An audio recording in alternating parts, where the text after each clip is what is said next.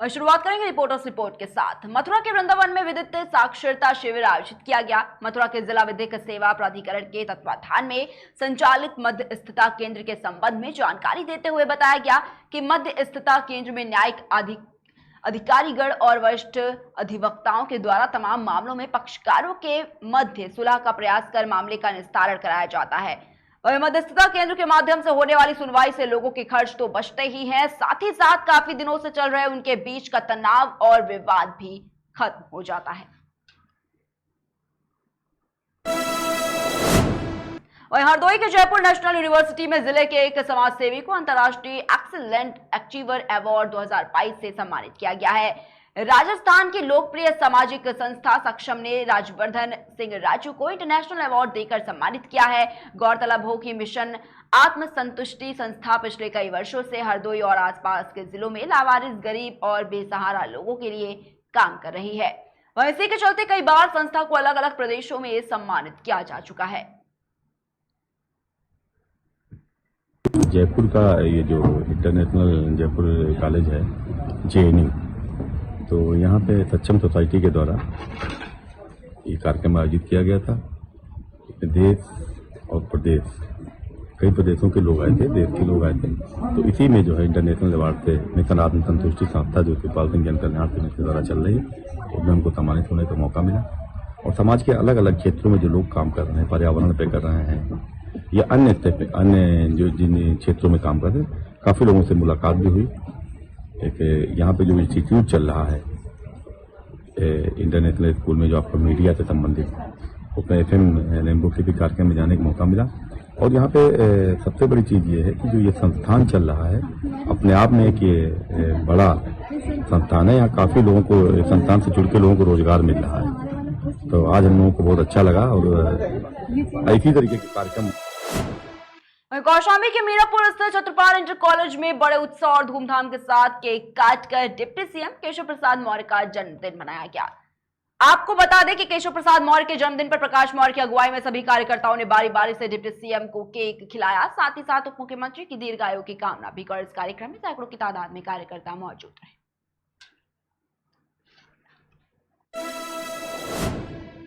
वहीं आपको बता दें कि सोनभद्र में विकास कार्यों की समीक्षा करने और जन चौपाल लगाकर जनता की समस्याओं को सुनने के लिए पंचायती राज मंत्री भूपेन्द्र सिंह चौधरी समेत कई मंत्रियों ने जिले का दौरा किया। वह हिंदुआरी पंचायत भवन में आयोजित जन चौपाल में लोगों की समस्या सुनने के साथ ही अधिकारियों की लापरवाही को देखते हुए फटकार भी लगाई। पंचायती राज मंत्री ने मौजूद लोगों को संबोधित करते हुए बताया कि लोगों को सरकार की तरफ से चलाई जा रही योजनाओं की जानकारी का अभाव है, जिसको देखते हुए जगह जगह कैंप लगाकर लोगों को योजनाओं से संबंधित जानकारियां दी जाएंगी। सरकार ऐसा है, गांव यहाँ पानी की समस्या है। ग्रामीण क्षेत्रों में कुछ गांव ऐसे हैं जिनमें वाटर लेवल नीचे चला जाता है। नल हमारे जब पानी के जो स्रोत हैं वो सूख जाते हैं, तो विभाग उसके लिए टैंकरों से पानी की व्यवस्था करता है। हम लोग आगे प्रयास कर रहे हैं इस समस्या का स्थायी समाधान करने के लिए।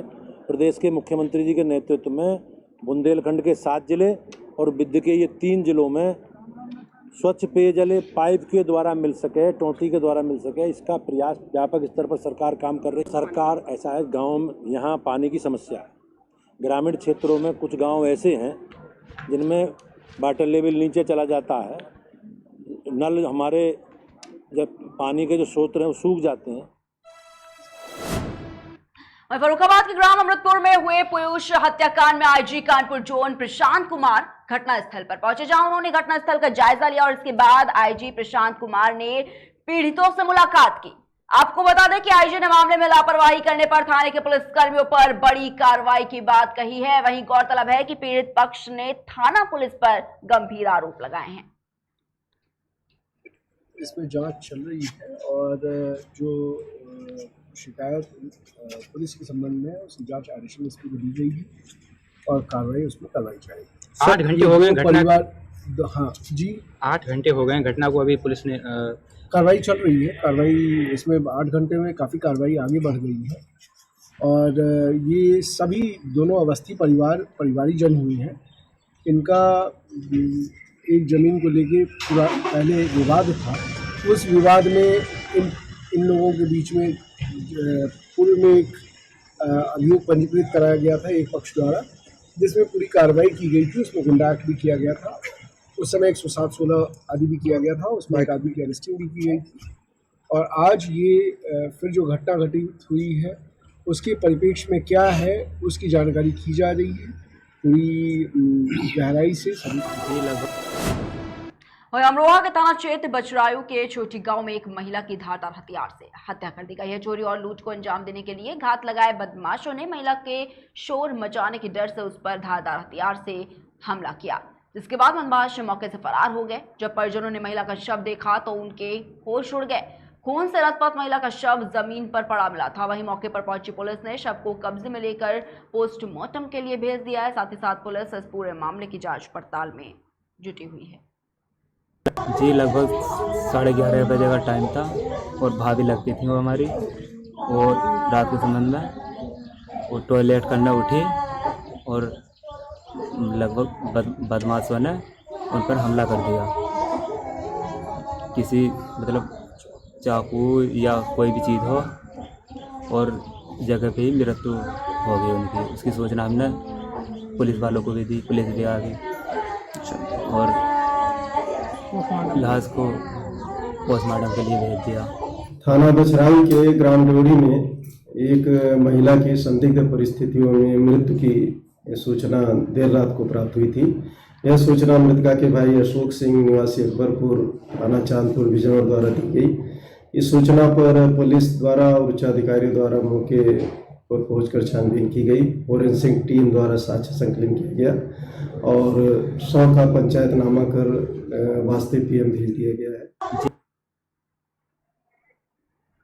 और इसी खबर पर तमाम जानकारी के लिए हमारे साथ हमारे संवाददाता रवि कुमार जुड़ चुके हैं। तो रवि, आपसे जानना चाहेंगे, जिस तरीके से महिला की धारदार हथियार से हत्या कर दी गई, क्या कुछ वजह रही है इसके पीछे, क्या कुछ अपडेट मिल पाया इसको लेकर?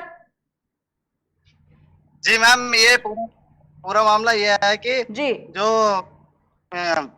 मृतक महिला थी उसके यहाँ बदमाशों का ने चोरी को अंजाम देने के लिए आए थे, जिस वजह से करीब रात 11:30 बजे की यह घटना है, जिसमें कि महिला 11:30 बजे करीब बाथरूम के लिए उठी थी, जिस वजह से उन्होंने बदमाशों को देखा। बदमाशों ने महिला के शोर मचाने के डर से महिला की धारदार हथियार से हत्या कर दी गई।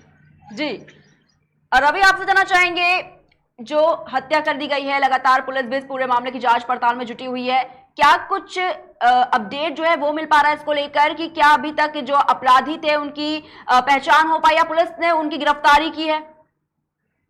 नहीं, इसमें अभी बस जांच पड़ताल चल रही है। पुलिस की ओर से अभी तक ऐसी कोई सूचना नहीं मिली है कि कोई गिरफ्तारी या किसी पे कोई शक नहीं है। अभी पुलिस जांच पड़ताल में जुटी हुई है। जी रवि, जिस तरीके से आपने बताया कि महिला के शोर मचाने के डर से उसकी हत्या कर दी गई, जब उसके क्या उसके परिजन भी वहां पर मौजूद थे, क्या कुछ इसको लेकर जानकारी मिल पाई आपको? नहीं, परिजनों ने बताया कि परिजन उस समय सो रहे थे। जैसे कि महिला उठी जब हत्या कर बदमाश फरार हो रहे थे, वहां से भाग रहे थे, तब परिजनों की नींद से आग जगी। तब परिजनों ने देखा कि महिला का शव खून से लथपथ जमीन पर पड़ा मिला। जी चलिए, बहुत बहुत शुक्रिया रवि आपका हमारे साथ जुड़ने के लिए और तमाम जानकारी साझा करने के लिए। तो अमरोहा से ये खबर हम आपको बता रहे, जहाँ पर थाना क्षेत्र बचरायू के छोटी गांव में एक महिला की धारदार हथियार से यहाँ पर हत्या कर दी गई। और आपको बताना चाहिए कि चोरी और लूट को अंजाम देने के लिए घात लगाकर बदमाशों ने महिला के शोर मचाने के डर से उस पर हमला किया था और इसके बाद बदमाश भी मौके से फरार हो गए। वहीं आपको बता दें कि पुलिस भी लगातार इस पूरे मामले की जांच पड़ताल में जुटी हुई है, लेकिन अभी तक ये जो बदमाश हैं उनकी पहचान या उनकी गिरफ्तारी जो है वो पुलिस के द्वारा अभी तक नहीं हो पाई है।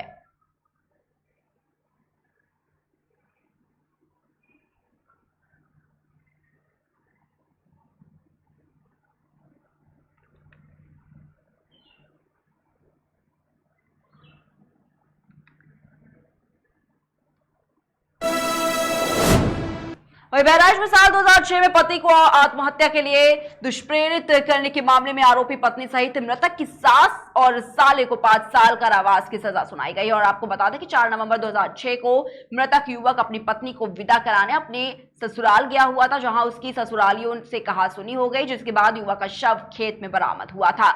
वही मामले में मृतक के पिता की तहरीर पर बहराइच के थाना बॉन्डी में सभी तीनों आरोपियों के खिलाफ FIR भी दर्ज की गई थी।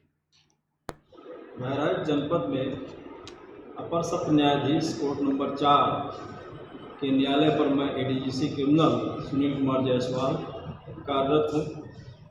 आज न्यायालय में एक मुकदमे में 2 महिला, जिसमें उसकी मृतक की सास श्याम प्यारी और उसकी पत्नी आशा देवी और आशा देवी के भाई प्रेमचंद को न्यायालय ने 5 वर्ष का साधारण कारावास और 5-5 हज़ार रुपये जुर्माने से दंडित किया है और जेल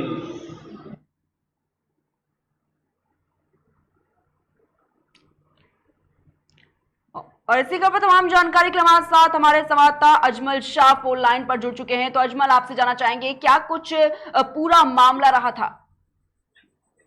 जी भी आपको बता दूं कि 2006 में पति को आत्महत्या के लिए दुष्प्रेरित करने के मामले में आरोपी पत्नी सहित मृतक की सास और साले को 5 साल कारावास की सजा सुनाई गई है। अजमल, आपसे जानना चाहेंगे जिस तरीके से बताया गया कि 5 साल की कारावास की सजा सुनाई गई है, परिजन जो थे अब न्याय मिल गया है उनको, क्या कुछ उनका कहना है? अब जी परिजन का इस मामले में ये कहना है कि लगभग 16 साल तक चले लंबे ट्रायल के बाद आरोपी को चतुर्थ अपर जनपद न्यायाधीश श्री मनोज कुमार मिश्रा के निर्देश दिया कि उन्होंने फैसला लिया, तो उन्होंने बहुत ही उनका आभार व्यक्त किया है और उन्होंने ये बताया है परिवारजनों ने कि हमें आश्वासन था और हमें उम्मीद थी कि ये फैसला निर्णायक आएगा और इसी उम्मीद पर हम लोग ये उनका जो वेट कर रहे थे और ये फैसला जो है ऐतिहासिक फैसला आया है, जिसका मैं पूरी तरह से सम्मान करता हूँ। मतलब उनके परिवार ने पूरी तरह से जजों की बेंचों को और जज को पूरी तरह से उनका आभार व्यक्त किया। जी चलिए, बहुत बहुत शुक्रिया अजमल शाह आपका हमारे साथ जुड़ने के लिए और तमाम जानकारी साझा करने के लिए। तो बहराइच से आपको एक खबर बता रहा जहाँ पर 2006 में पति को आत्महत्या के लिए दुष्प्रेरित करने के मामले में आरोपी पत्नी सहित मृतक की सास और साले को 5 साल कारावास की सजा जो है वो सुना दी गई है। वहीं आपको बताना चाहिए 4 नवंबर 2006 को मृतक युवक अपनी पत्नी को विदा कराने के लिए ससुराल गया हुआ था और यहाँ पर उसके ससुरालियों से कहासुनी हो गई और इसके बाद युवक का शव खेत में बरामद हुआ था। वही मामले में मृतक के पिता की तहरीर पर बहराइच के थाना बॉन्डी में सभी तीनों आरोपियों के खिलाफ FIR दर्ज की गई है।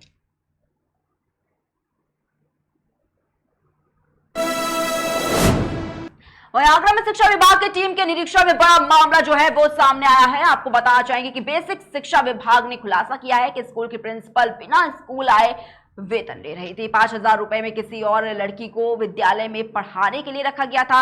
स्कूल का निरीक्षण करने गई टीम ने प्रिंसिपल का ये फर्जीवाड़ा पकड़ लिया। AG बेसिक शिक्षा महेश चंद्र प्रभारी BSA को प्रिंसिपल और संबंधित दोषियों के खिलाफ तत्काल कार्रवाई करने के निर्देश दिए।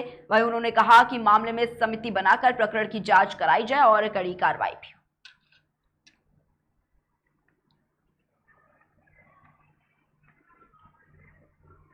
बाबा, यहाँ कल शिक्षा विभाग ने एक मैडम को पकड़ा है जो यहाँ पढ़ाने नहीं आती नहीं और कई वर्षों से वेतन भी उठा रही हैं। आपने उन्हें यहाँ कभी देखा है आते जाते विद्यालय में? हमने देखी कैसी ये कार की के भूरी कितनी लंबी है कितनी चौड़ी है। अच्छा, स्कूल में हम देखिए ना। अच्छा, कब से नहीं आई है वो?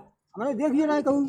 अरे हमने कहा वो तो पूरे गांव की कह रहे, पूरे गांव को पूछो। हाँ, वो तो दूर के जो यहाँ पिछले कई वर्षों से आ नहीं रही हैं और वेतन बराबर उठा रही हैं। आपने उन्हें कभी यहाँ देखा है? हमने तो नहीं देखा, मेरा घर सामने। अच्छा, लगभग कितने वर्षों से वो नहीं आ रही हैं? 5-6 साल से नहीं देखा उनको।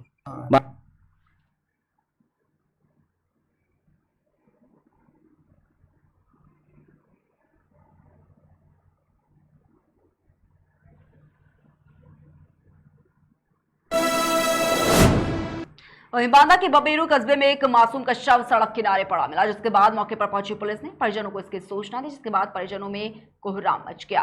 परिजनों ने पुलिस पर आरोप लगाया है कि अगर वह समय पर कार्रवाई शुरू कर देती तो मासूम की जान बच जाती। शव मिलने से गुस्साए परिजनों ने सड़क पर बैठकर जाम लगा दिया, जिसके बाद जाम की सूचना मिलते ही पुलिस क्षेत्र अधिकारी ने मौके पर पहुंचकर परिजनों को समझा बुझाकर जाम को खुलवाया।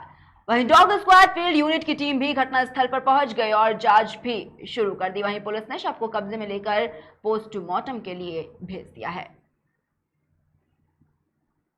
11 बजे लमसम। हाँ जब मतलब उसके फराव के समय में, हाँ वो गुरुद्वारे के समय में, हाँ जब लड़का को ढूंढा गया तब जो है लड़का नहीं मिला। अच्छा तब उतनी देर से मतलब ढूंढाई चालू हो गई। अच्छा, तो क्या बच्ची की शादी थी क्या किसी की? हाँ, बच्ची की शादी थी, उसी की बहन की। अच्छा, लड़के की बहन की शादी थी। हाँ, लड़की की बहन की शादी। तो फिर शादी हो पाई है या नहीं? शादी नहीं हुई। शादी इसलिए नहीं की है कि जब लड़का शादी के उसमें ले गए हैं, तो अगर शादी कर देंगे तो कहा लड़के को हंगामा करते। एक उम्र लगभग 10-12 साल के बच्चे की डेड बॉडी पानी में औंधे मुँह पड़ी हुई मिली है। थाना बबेरू में 4 तारीख को एक 363 का अभियोग भी पंजीकृत था। तो इसकी जो पहचान की है इसके पिता ने, तो विनोद कुमार इस बच्चे का नाम है और इसके पिता का नाम चुन्नू है, जाति है बर्मा। ये बबेरू के ही रहने वाले थे। इसके घर परिवार में शादी थी, रात्रि में ये बच्चा गायब हो गया था। आज इसकी डेड बॉडी मिली है। हम लोग मौके पर फॉरेंसिक टीम को बुला रहे हैं, गौ स्क्वाड को भी बुलाया है। सारी कार्रवाइयाँ हम लोग कर रहे हैं। इसको पंचायतनामा भरवाकर पीएम को भेजा जा रहा है। जो भी तथ्य सामने आएंगे उसके आधार पर वहीं फर्रुखाबाद के कायमगंज में तहसील दिवस पर 196 प्रार्थना पत्र आए। तहसील दिवस पर जमकर भीड़ हुई और इस दौरान कई ग्रामीणों ने कहा कि ग्राम समाज की जमीन पर पूर्व प्रधान ने निजी बारात घर बनाकर अवैध कब्जा किया है, उसे हटवाया जाए। ग्रामीणों की फरियाद पर मामले की जांच के आदेश दिए गए। वहीं एक अन्य ग्रामीण ने प्रार्थना पत्र दिया कि गेहूं की फसल में आग लगने से वो बर्बाद हो गई और इसके बाद कोई आर्थिक मदद भी नहीं मिली है। वहीं थाना मीरापुर के बिलौना निवासी ने सिपाहियों पर मारपीट का आरोप लगाया।